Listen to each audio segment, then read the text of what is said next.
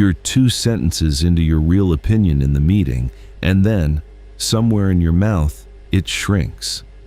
That's not nerve failing. That's something in you getting there first, softening it, hedging it, slipping in a qualifier, before you'd even notice the original thought was gone. By the end of this video, you're going to see exactly where that happens, and more importantly, how to catch it before it happens again. This isn't shyness, and it isn't quite people-pleasing either. This is anticipatory editing, your judgment adjusting itself in real time based on a prediction of how it will land before the thought has even fully formed. It doesn't feel like suppression.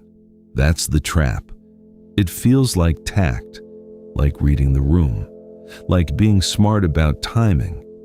But trace it back far enough and you'll find the same pattern in the meeting, in the Slack message you rewrote 4 times, in the performance review where you agreed with feedback you didn't actually agree with. Different rooms, same mechanism. So why don't you notice it happening?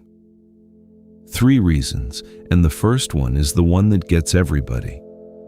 It doesn't feel like editing because you never experience the unedited version. The thought that reaches your awareness is already the negotiated one. You're not choosing between the honest opinion and the safe one. The safe one is the only one that shows up. Second, the feedback loop rewards you instantly. You soften the comment, the room nods, nobody pushes back. That felt like success. Your brain logs it as success. It has no way of knowing what the sharper version might have accomplished, because that version never got tested. Third, the more competent you get, the better you get at this. Skilled professionals don't sound like they're hedging. They sound reasonable, measured. That's what makes it invisible. The censorship has good manners. Epictetus drew a line most people misquote as simple control versus non-control. But in his actual framing, what's strictly yours isn't your circumstances, it's your judgment about them before anyone else weighs in. That's the part he considered entirely yours. He wasn't talking about your reputation or how the room receives it. He meant the judgment itself. Marcus Aurelius pushed on this constantly, mostly at himself, in a journal nobody was ever supposed to read. He kept returning to a version of the same question. Is this opinion mine, formed from what I actually think is true, or is it a rehearsal of what I expect will be approved of? Think about what that actually means. Marcus Aurelius was the most powerful person in the Western world, surrounded by people whose entire job was to tell him what he wanted to hear. If even he had to actively guard his mind against anticipatory editing, what chance do we have if we aren't looking for it? Here's where it gets practical. If the judgment is the one thing that's yours, then editing it before it forms, not after you've spoken it, but before you've even fully thought it, isn't diplomacy. It's giving away the one territory Stoicism says you're supposed to hold.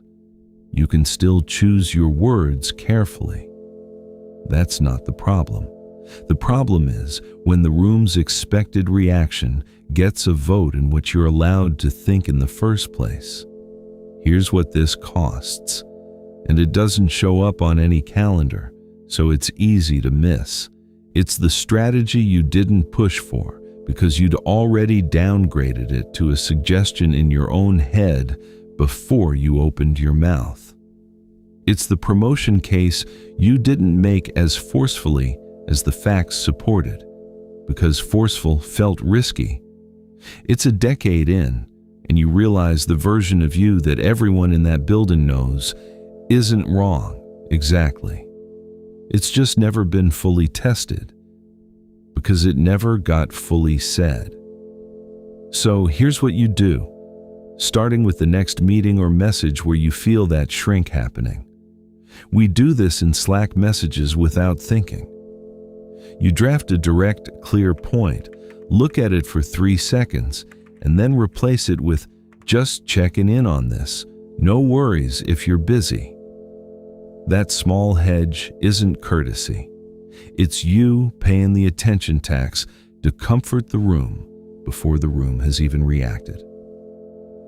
Before you write the calibrated version, the one you're about to send, write the raw one first, just to see it. 1 sentence, maybe 2, the actual unedited judgment typed out somewhere nobody else will read. Then look at the gap between that and what you were about to say. That gap is the whole video right there, made visible in your own words. Most days, you'll still send the softened version. That's fine. This isn't about becoming reckless, but now it's a choice you're making with full information, not an edit that happened without your permission. Do this for a week, and you'll start catching the edit earlier and earlier.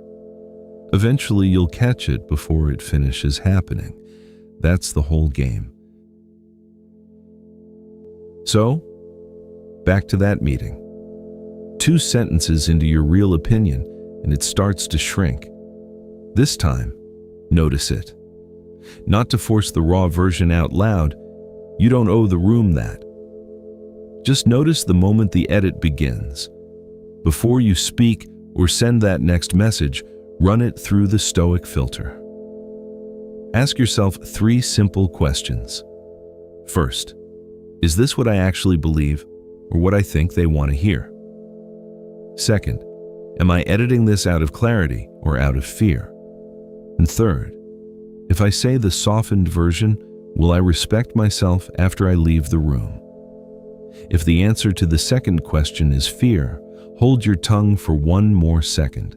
That extra second is where your sovereignty lives.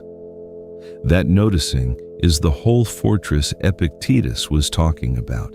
It isn't walls, and it isn't defiance. It's a judgment that's actually yours, held a beat longer before anyone else gets a vote in it.